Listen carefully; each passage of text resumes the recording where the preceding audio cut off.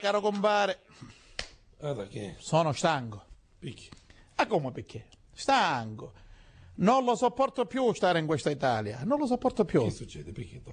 Ma come posso fare, presidente della regione, caro compare? Non posso fare più niente, caro. Non posso fare più niente.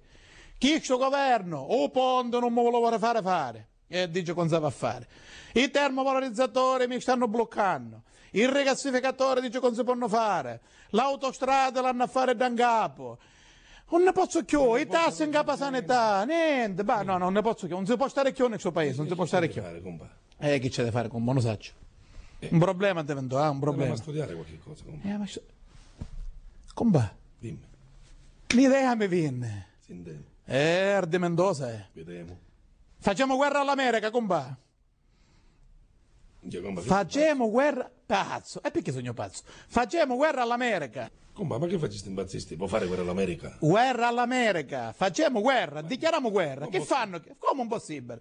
Dichiariamo guerra all'America, vengono queste americane, occupano la Sicilia, e finalmente diventiamo una stella dalla bandiera americana.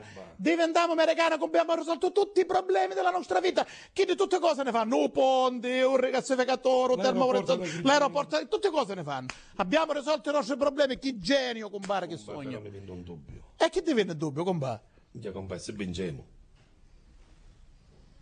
Compare.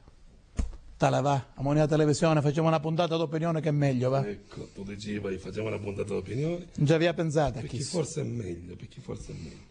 Sì, meglio, perché se vinciamo consumiamo americana, compare. Bush poi si arrabbia. Certo, figurati. Perfetto. Non ci fanno fare manco Ponte Ida. Come fanno? Che fa? La vangano da Brooklyn. Giusto, no, sul rischio non possiamo correre. Giusto, Facciamo una puntata d'opinione.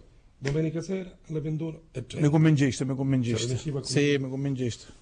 Devo scordare a mia madre, A tua madre la chiamo. E lunedì alle 23. Prima di finire, compa, ma levare una curiosità. Basta coppola quale? Chi di Santoro? No, chi da sa fottio Santoro? Che sa l'andrea?